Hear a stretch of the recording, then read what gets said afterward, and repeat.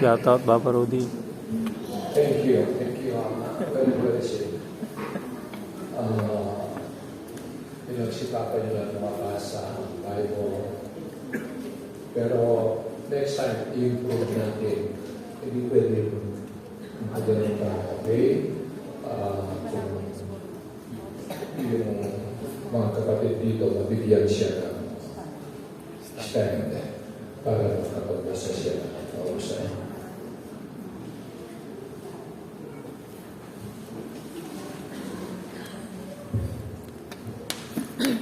Pag-uusapan po natin ang isang regalo walang may gusto. Dapat sana yung mga regalo gusto nila. Pero the gift nobody wants, yun po ang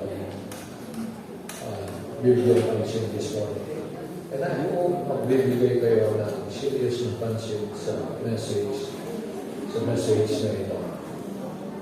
Alam mo ninyo na mayroong isang katotohanan na kahit ang mga pinili ng Diyos, mga tao ng Diyos, ay nahihirapan silang tanggapin ito. Ano ba ang katotohanan ito na napakahirap nilang tanggapin? Ito po ay ang purposely ay i-permit ng Diyos sa kanilang buhay ang matinding pain and sufferings.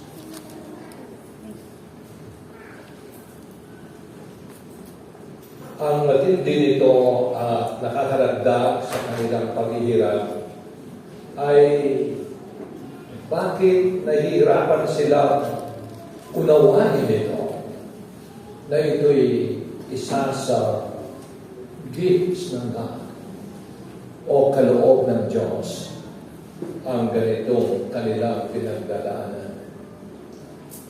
Ang pain, ang sufferings ay ayaw na ayaw po natin. Alam mo ninyo bakit? Dahil ito'y i-disturb ang ating comfort zone. Maayos kayo sa pamilya, wala kayong problema. Everything runs smoothly. Bakit? Merong biglang darating na bagyo ng buhay. At hindi niyo ma-predict ang magiging outcome nito. Sabi nga ni Philip Yancey sa kanyang aklat, the gift nobody wants. Ito ay ang gift ng pain and sufferings na itinepermit ng God. Sometimes, dinidesign ng Diyos para sa ating buhay. So, because of this, nais kong mag-jump tayo sa ilang headings na gusto kong ipako natin sa ating kaisipan. Number 1, suffering is a gift we all have to deal with. Kaloob po ito na tayong lahat ay haharap sa ganitong klaseng kaloob na nanggagaling sa Diyos. From Adam, sa ating mga parents, down to us, at sa ating mga anak, ay makakaranas po sila ng ganito special na kaloob. Philippians 1:29, tingnan niyo. Pwede ba natin basahin sama-sama? Dahil ilang kaloob niya sa inyo, hindi lamang ang manalig sa Kanya, kundi ang magtiis din naman ang anak ni Kristo. May dalawa pong gift dito. Nababasa niyo? 1, anong gift? Manalig. Ang manalig. Pinagkaloob niya yun. Ano pa?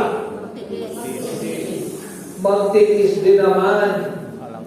Alang-alang kay Kristo.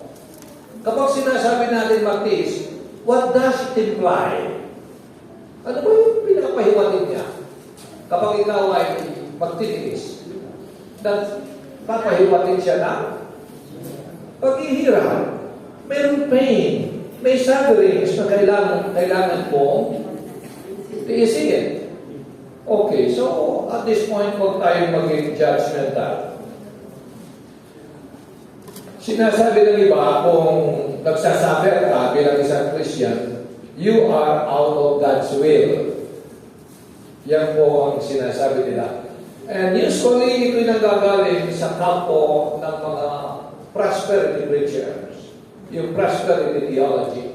Meron silang paniniwala na ang ating Diyos ay makapangyarihan sa lahat, hari ng mga hari, pinakamayaman sa lahat, pag-aari niya ang lahat, at ikaw ay kanyang anak. And He loves you so much. At hindi matuwid na papabayaan kanya, na hindi kanya i-prosper dahil nasa kanyang kapangyarihan ito, at ito ang promise niya ayon sa ganitong mga ngaral. Now, ayon sa kanila, kung nabubuhay ka sa paghihirap, kung nabubuhay ka na ikawas, kung marami kang suffering sa iyong katawan, kung marami kang tinataglay na dinadaanan na pains ng buhay, then you are out of God's will ayon sa kanila. Sila ang nagpa-popular ng ganitong statement. Hindi kasalanan ay silang mahirap. Ang kasalanan ay mamamatay ng mahirap. Dahil ang iyong Diyos ay napakayaman. That is not true.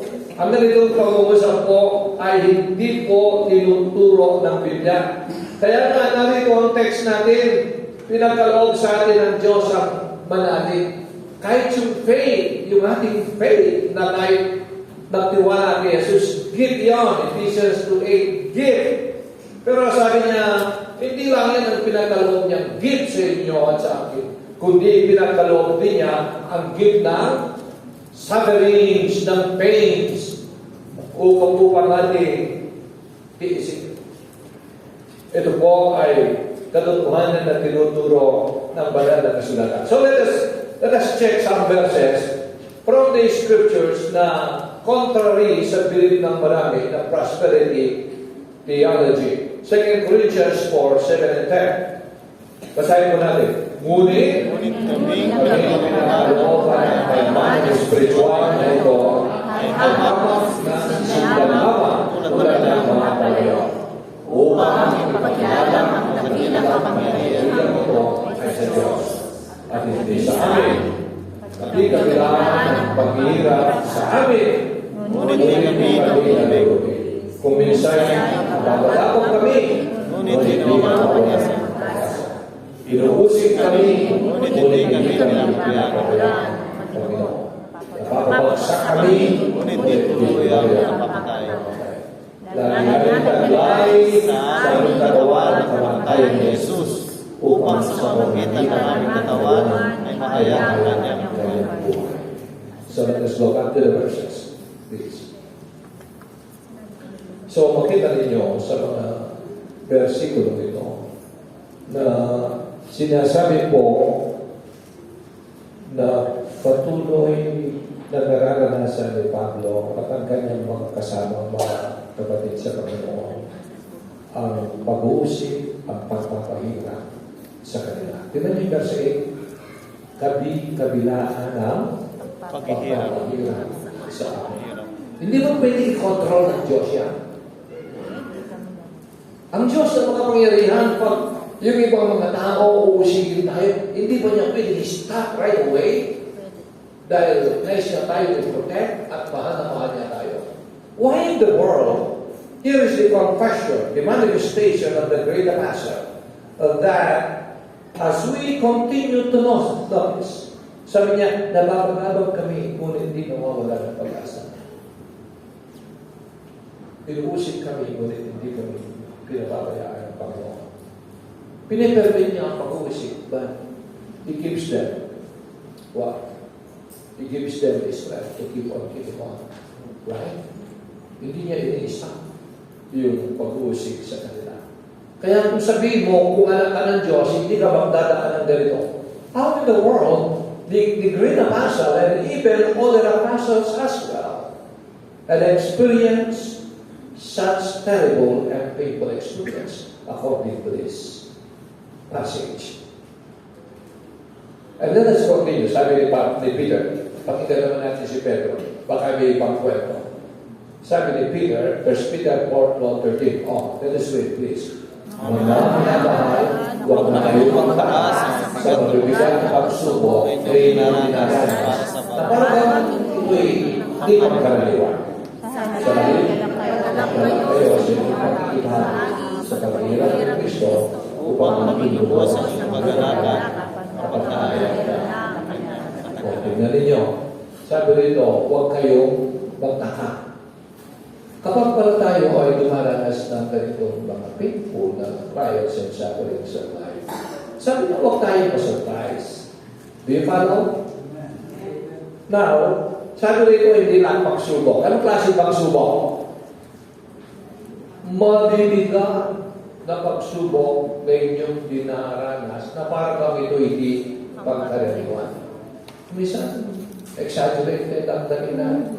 Pag dumarating sa akin yung pagsubok, parang tayo na labang ng ganyan nakakaranas, pasan natin ang buong dating. Pero sabi ni Pablo, ito'y dapat pangkaraniwan na something we should expect. Sa halip, anong sabi niya sa dating? Magalak kayo sa inyong kaya ba natin ito? Imbis na magreklama tayo, ang gawin natin ay magalak. Why? Dahil kabahagi tayo sa paghihirap ng ating Panginoon Yesu Cristo. Sabi nga ni Jesus Christ, kung mga alagad ko kayo, ay hindi naman nahigit ang alagaan sa kanyang Panginoon. Kung pinapusig ako, ano sabi niya? Mararanasan din ninyo ang pag-uusig. And so, bahagi po tayo sa ganitong kalakaran ng pananampalataya. Kung kay Kristo tayo, mararanasan natin ito. Kung wala ka kay Kristo, of course, hindi mo mararanasan ito. Pero sabi niya, magiging lubos ang ating kaligayahan sa kanyang pagkaya. Wow, sa biglang pagdating ng Panginoon Kristo, yung mga Christians na mas malaki yung paghihirap na naranasan nila dahil kay Jesus, mas malaki yung kaligayahan na kanilang naranasan din. So, suffering should never what? Surprise us. This is my favorite. 2 Timothy 3:12. Oh, isa pa, tayo po. Gayon din naman, ay lahat.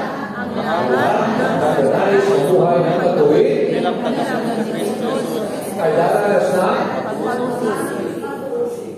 Oo, di niya sinabi, gayon din naman ang lahat ng nagnanais mamuhay ng matuwid bilang tagasunod ni Kristo ay daranas ng prosperity. Ganun bang pagkasabi? Hindi. It is the total opposite. Ang prosperity theology ay health and wealth. Ang ibig sabihin, ikaw ay magiging healthy para hindi ka na magkakasakit eh. Dahil sa iyong pananalig sa Diyos. At ikaw ay magiging wealthy. Papagyamanin ka ng Diyos. At maraming mga membro dyan. At ang pinakamayaman yung pastor. Yung ibang mga membro talagang mahirap na dahil binibigay sa pastor. Yung maraming mayaman dyan sa ganyang klaseng katuluan sa kanilang mga churches. You know why? Dahil ganitong preaching, listen to me, pangalan na ganito, it caters to the human greed. Meron silang ready listener na yayakap sa ganitong katuluan. Why? Eh, sino naman ayaw yumaman. Yung ang leader ng G12 sa Manila, nakita ko sa YouTube sabi niya, sa loob ng ganitong taon, kung wala pa kayo sa sasakyan na may mahalin sa sasakyan, may bilyon 5 bilyon, 7 bilyon, sabi niya, 10 taon ka na nagpapastor at wala ka pang ganyan, pag nakasalubong kita sa daan, sabi niya, nasagasaan kita. Oriel. I call Oriel. Matapa. Okay,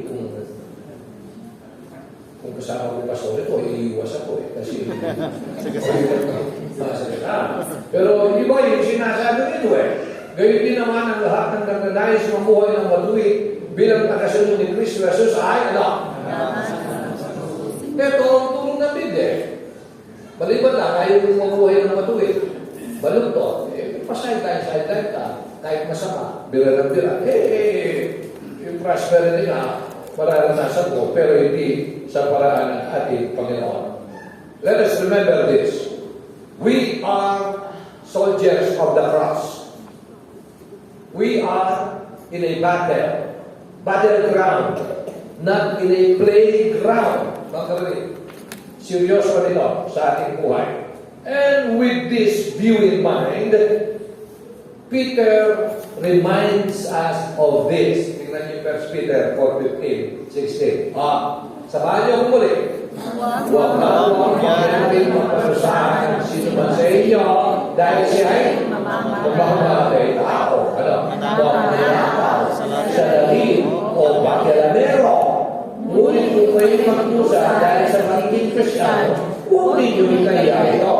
Sa halip, magpasalamat kayo sa Diyos sapagkat ang reino ang pangalan niya. Kinuanify po ni Apostol Pedro.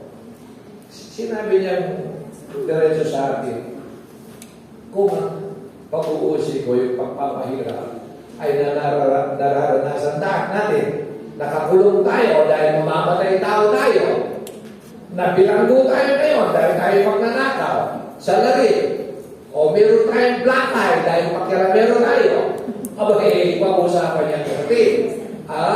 Ang ibig sabihin, kung ang nararanasan mong problema ay bunga ng mistakes mo sa buhay, bunga ng maling decision mo sa buhay, at ngayon nahihirapan ka, pati yung pamilya mo, may kung naman gawin, Lord, praise the Lord, ang faith na ito ay gift mo. Ang sufferings na ito ay nanggagaling sa iyo, purihin ang pangalan mo. Hallelujah. Sabihin mo sa iyo mga anak, sabihin niyo, purihin ang Diyos.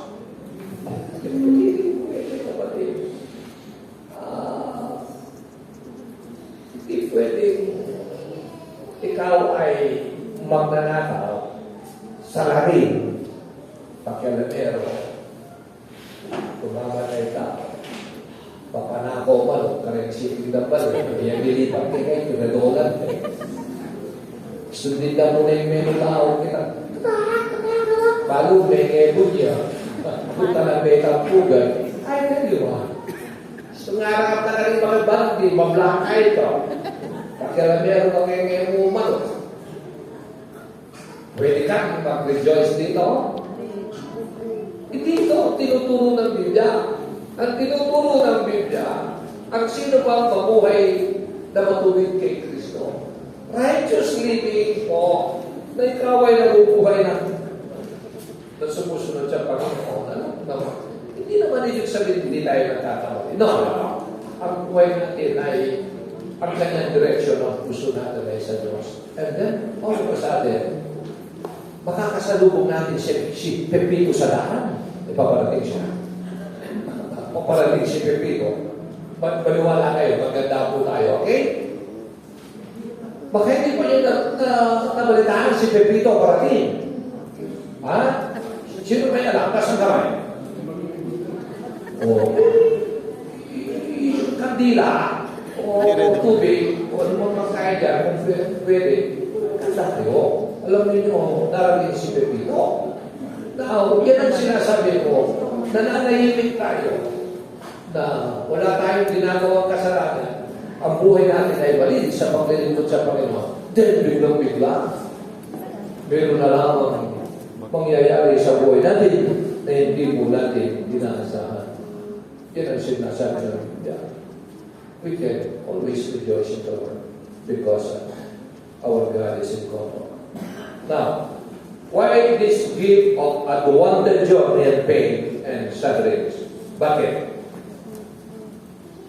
Narito po ang ilang reasons na gusto kong i-share sa inyo. One, it is God's way to bend us. Ecclesiastes 7:13-14. Join tayo. Pag-isipan mong mabuti ang iniwalaan Diyos. Sino ang makapagtutuwid sa binalugtod niya? Magalak ka kung may lamang takbo ng lahat ng bahay. Sa kalugang kahirapan ay isipin mo pareho pinapadala ng Diyos ang kaligayahan at kahirapan.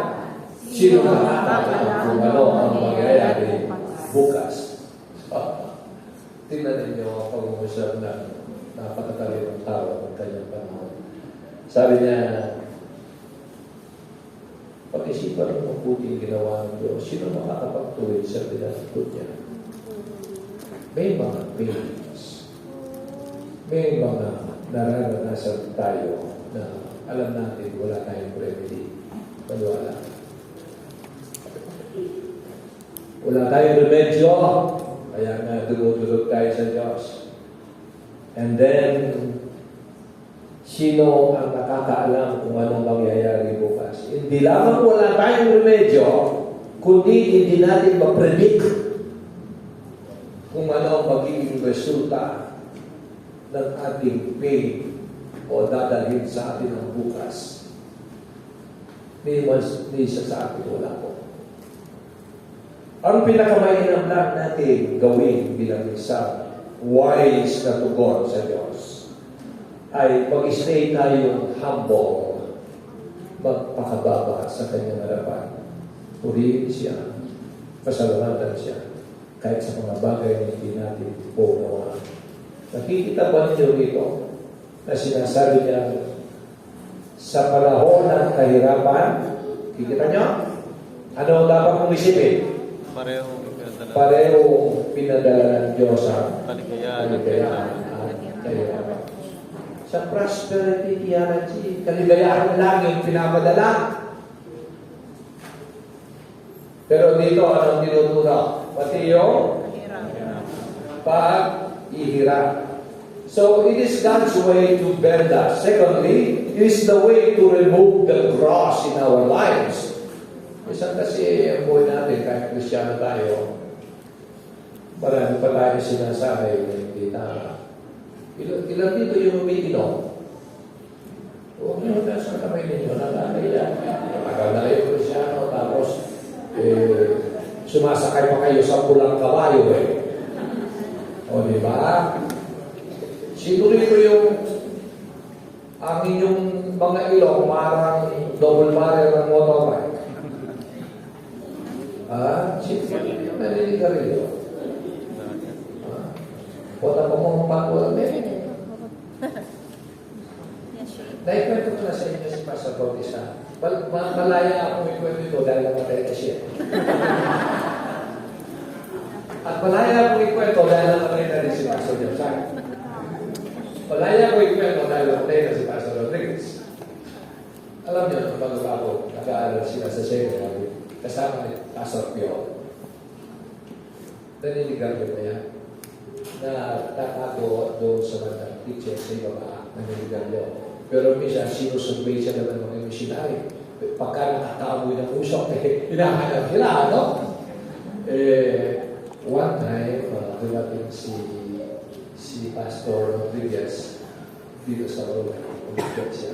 Pagkatapos ng prayer. Pwede Saturday.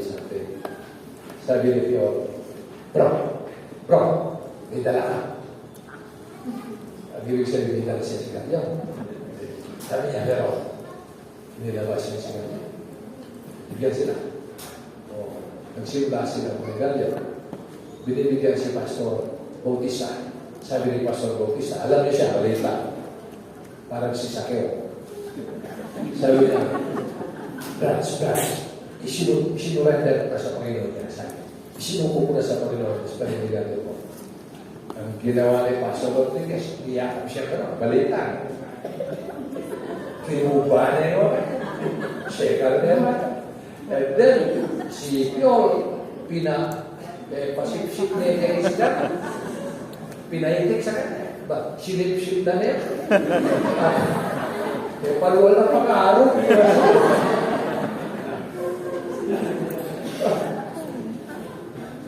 Nabali, meron pa rin yung naninigarilyo. Surrender na niya sa Panginoon niya. Hindi nakakatulong sa iyo. Buhay pa na ng palataya.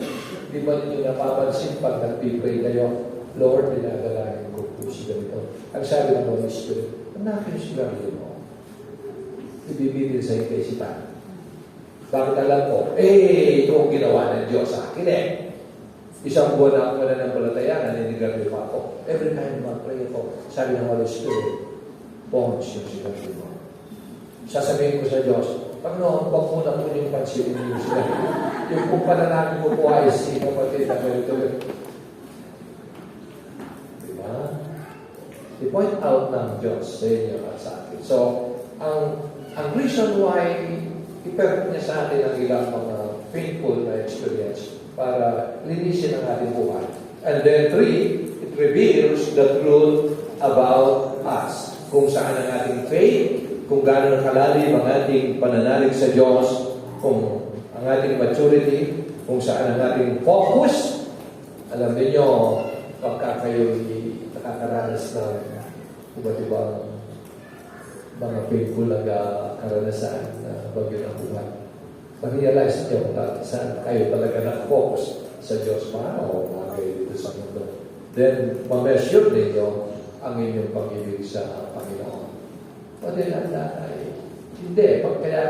Pag kayo komportable sa buhay, hindi Hindi mangyayari ito. Revelation ito. Kaya ang Diyos ay ibibigay niya ang gift na ayaw ninyo para i-reveal ang inyong sarili kung saan kayo. Nobody wants this kind of journey, but it is very important to find. Why? It is God's way of shaping you, the kind of person He wants you to be. Ako, mas marami akong natututunan sa funeral service kaysa sa mga birthday party. Believe me. So, let's go back to our text. At tingnan natin ang mga Macedonian Christians sa kanyang example. Sa 1 Thessalonians 1-5, nang hindi na kami makatiis, anong ginawa ni Pablo? Bakit hindi sila makatiis? Alam nila, yung mga kapatid na ito, Macedonians, dumakas sila ng pag-uusig. Alam nila na narible ang kanilang pinagdaraanan. At nais nilang malaman kung ano ang nangyayari sa kanila. At nung hindi na nila matiis, ang ginawa nilang desisyon, minabuti namin magpaiwas sa Atenas. At ano? Subuhin si Teo. Natin kapatid at ang mga gawa sa Diyos sa pangangalan. Ganun pa rin taas na po kay Kristo. Isinubo namin siya upang matatagin kayo at palakasin sa inyong pananampalataya upang hindi manghina sino man sa inyo dahil sa mga pag-uusig. Pinag-uusig po Alam ninyo ang mga pag-uusig ay bahagi ng kalooban ng Diyos para sa atin. Yun naman pala kasama pala sa package yan ipinapauna na namin sa inyo nung nandiyan pa kami na tayo'y usig. Sinabi na yan.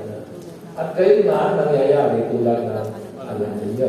Kaya na, nang hindi na ako makatiisay, at padala ako yan ng sugo upang alamin ng kalagayan ngayon ng inyong pananampalataya sa Panginoon. Nag-aanap ako na baka naliglang na kayo ng diabo at kung magkagayoy, mawawala ang kabuluhan ang ating pagpapagawa. So, ang kanilang paghihirap po ay real po. Hindi imaginary lang ito. Kailangan nila ang encouragement sa kanilang pananalig sa Diyos. Alam niyo, dumaranas kayo ng paghihirap. Ang kailangan nyo, hindi siya ako ang kailangan nyo, encouragement. Alam ba niyo, pag dumaranas tayo ng paghihirap, ang kailangan natin ay magpalmurang, hindi panunod. Ang kailangan natin ay encouragement. So si Pablo ay sinukula si Timoteo na isang mature na isang marunong ng husband upang sila encourage sa kanilang pananampalataya. But, tingnan ninyo, mapansin nyo rito, sa bandang uli, nag-aalala ako, baka ano? Nalintang kayo ng diabo. Why? Dahil po sa sandali ng inyong paghihirap, pag malalim ang problema niya, na involve ang inyong emotional, involve ang inyong kaisipan, mental, involve ang inyong pamilya, involve ang everything sa inyo. Ito yung opportunity ni Satan na mag-create ng doubt, ng duda sa inyong puso sa sandali ng inyong paghihirap. Sasabihin sa iyo, o ano, saan ba ang Diyos? Sa inyong pangako niya. O ano, pinabayaan ka ng Diyos. Kala ko karoon ka ng Diyos. O ano, wala ka ng isang kusing. Problema kayo. Pupunta ka sa ospital. Wala naman libre. Ano? Saan ang Diyos mo ngayon?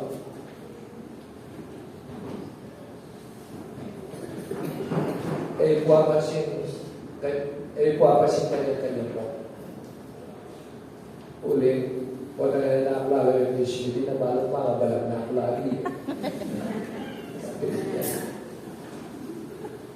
What is the point of this example? Binabanggit na. Ang point po dito ay nais ko masipin ninyo na kanilang suffering ay real po. Ang pag-uusik ay talagang nangyayari. Na sila po ngayon ay nasa financial crisis na hindi seryoso. Alam naman ninyo, kapag kayo'y walang pinansa sa bahay, hindi lamang ang tatay ang natutuloy ang higit na nagugulo ay ang asawang babae. Did you know that? And then, kung may problem kayong physical, mayroon kayong illness dyan, ay hindi kumagaling, matinding problema yan. Kung may problema kayong emotional, ang kainatnan niyan, hindi lamang kayo hindi lamang anxiety, kundi magkakaroon kayo ng depression. Alam ba ninyo, pagka sobra yung depression ninyo, baka lalakad kayo sa daan ng walang damit. Sabi niyo, is that true, Pastor? Yes. Lalakad ka dyan, wala kang damit.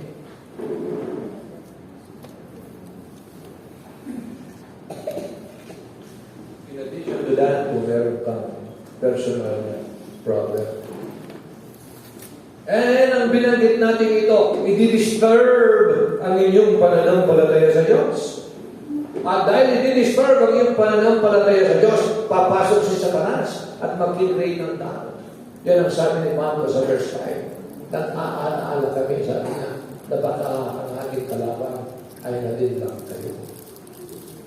Yan ang sandali na very vulnerable tayo na ang panlilin lang po ni Satanas. So, magsimula tayo magtanong. Sabi natin, bakit kaya ang Diyos ay hindi sinasagot ang aking panalangin? Di ba promise niya, call and I will answer. Knock and the door will be open. Sabi ninyo, nangako siya, bakit he doesn't deliver?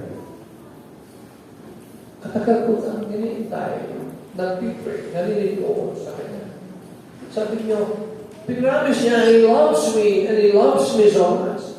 Kung mahal niya ako, bakit niya pinipermit ito na nangyayari sa akin ang ganito? Painful na journey ng buhay. Ang lahat ng ito ay papasok sa kaisipan mo, kapatid. Maliban, magkaroon ka ng tamang perspective na ang sufferings, no matter how deep, no matter how painful it is a gift from God. Maliban na, maunawaan mo yan. Pwede niyang sabihin na suffering is a gift from God. Sabihin na natin, suffering is a gift from God. Yes, but nobody wants this gift. But it is a gift, nevertheless. Ano ba ang tamang response? The right response to this unwanted gift is very, very important for.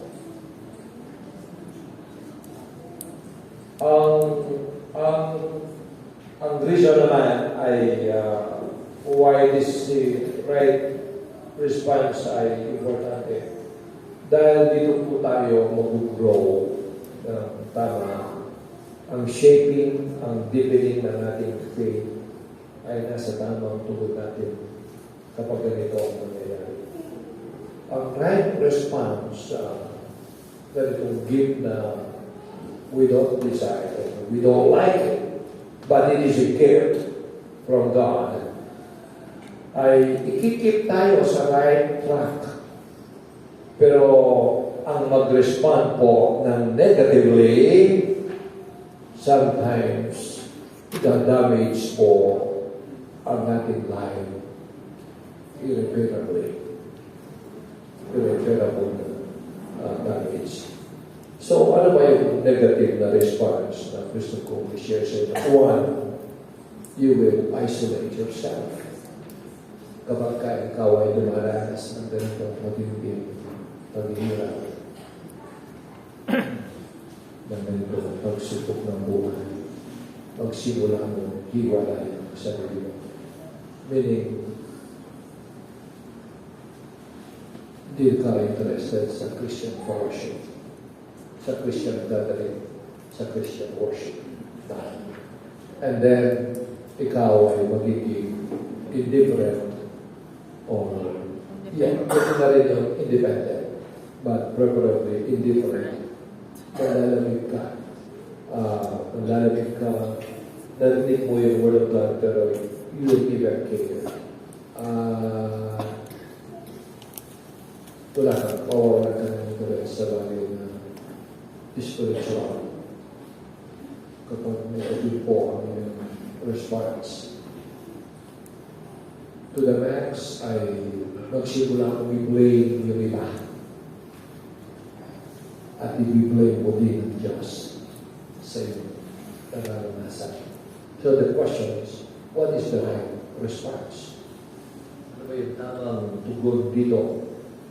Ang tamang tugon ay, one, believe that God purposely designed this for us, for a purpose. Basahin na natin. Upang hindi mahina ang sinuman sa inyo dahil sa mga pag-uusig. Alam ninyo ang mga pag-uusig ay bahagi ng kalooban ng Diyos para sa atin. Question. Ang pag-uusig ba darating o yung mga trials na darating sa atin ay ito ba yung aksidente? No. Kalooban ng Diyos. Ano? Bahagi ng kalooban ng Diyos. In other words, sa inyong right response, kailangan mong kilalanin God designed our suffering for a purpose. Sabi ni Pablo, we have been destined for this. Sabi nga ni Jesus, in this world, makakaranas kayo ng maraming troubles. Okay. Parang very strange ang sinasabi ko sa inyo. Now, secondly, ang tamang response ay take the warning seriously. 1 Peter 4:12. Mga minamahal, ano sabi? Huwag kayong magtaka sa mabibigat na pagsubok na inyong dinaranas na para mga ito'y take it seriously ito. Dahil ito ay darating at darating sa buhay. Sino ba rito na nag-iisip na one day, i-abandon ka ng asawa? Sino rito? Wala naman. Sino rito na one day, iniisip nyo iiwan ka ng asawa? Wala naman na. Pero, sino ba rito na nag-iisip na pwede mamamatay ang asawa mo at maiiwan ka? Siguro mas pwede yan nila. I tell you what, hindi madali yan na mararanasan. So take the warning seriously. Huwag na natin basahin yung next verse. Bakit po ang ganitong attitude ay importante? Importante, darating po ay yung matinding bagyo ng buhay, takot ng buhay sa inyo at sa akin. Hindi po tayo nasishock. At hindi tayo naghahanap kung sinong i-blame natin and ultimately i-blame natin ang Diyos. And then, ang writer's stance ay next, 7, ay magandang i-check po natin kung ang buhay natin ay binibend ng God. Or sinachastise tayo. Check ninyo. Baka nahihirapan ka dahil pinapalo ka ng Diyos sa kinukuha yung pansin mo na magbalik ka sa kanya na tamang relationship. Important yan. Or binibend ka niya, sinishake ka niya. Alam niyo, pag matigas na ating ulo, ay alam niyo bakal na matigas? Alam niyo, para i-bend yan, anong ginagawa? Pali. Ha? Pali. Idinadaan niya sa apoy. At pagkapulang-pula na sa apoy yung bakal, doon nila pinupok at upang i-bend. So, kayo ako sometimes, kailangan tayong idaan ng Diyos sa nag-aapoy na pagsubok na hindi natin in-expect sa ating buhay na mararanasan natin. Para i-bend ang ating pride, i-bend ang ating focus, i-bend ang ating priority, i-bend tayo sa walis ng ating Panginoon sa Kristo. So, the truth is, ginagawa din ng Diyos yan sa purpose na para maitaas yung taas ng ating ministry. Na ang paglilingkod natin ngayon ay hindi katulad ng dati, kundi mas mataas ang level. Now, in conclusion, how would you know? Paano mo alam na ang iyong tugon ay tama? Narito ang sinasabi ng Scripture. Sa verse 6 ay magkakaroon ka ng respect and love for the leaders of God. Verse 6. Ngayon ay nakabalik na rito si Timoteo. Okay? At maganda ang balita niya tungkol sa inyo. Pananampalataya. Pag-ibig. Pag-ibig. Binalitan niya sa akin na lagi ninyo kami Naalala. At malaki ang pag-ibig. pananabik na makita kami. Gaya ng Gaya ng pananalig. pananabik na namin. So yung mga Macedonians, tama yung tugon nila sa pag-uusisa sa atin na nararanasan nila. Lalo lamang nagkaroon sila ng malaking respeto, pag-alaala sa mga atasan, sa mga leaders ng ating Panginoon. And then, another ay desire mo ang fellowship at hindi isolation. Tignan yung verse 6. Sa verse 6, ngayon ay nabalik na dito si Timoteo at nabalita ang siya mo para talaga ito.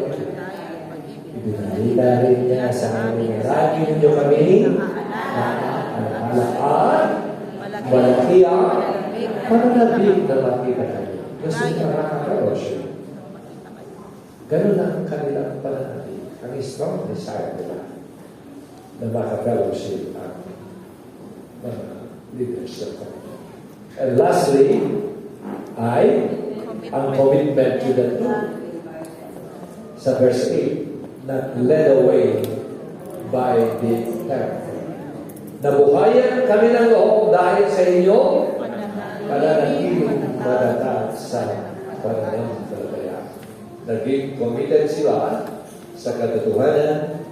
In fact, sa verse 7, nangamba si Pablo na baka ang mandilinlang ay nandilinlang sila. No!